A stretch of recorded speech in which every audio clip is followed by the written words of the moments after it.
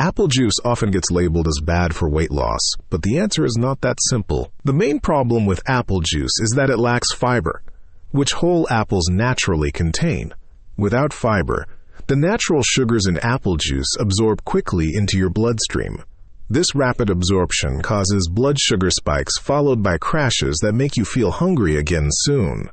1 cup of apple juice contains roughly 120 calories and 24 grams of sugar. That is equivalent to eating 2 medium apples, but without any of the filling fiber. However, apple juice is not always bad if you use it strategically. A small 4-ounce serving after an intense workout can help restore muscle glycogen without causing harm. The real issue happens when people drink multiple large glasses throughout the day. This habit adds hundreds of empty calories to your diet without satisfying your hunger. If you love apple juice, limit yourself to small portions and drink it with meals. Pairing juice with protein or healthy fats slows down sugar absorption significantly.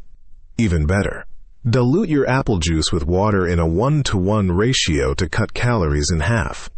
Eating whole apples most of the time gives you fiber, nutrients, and better satiety for weight loss.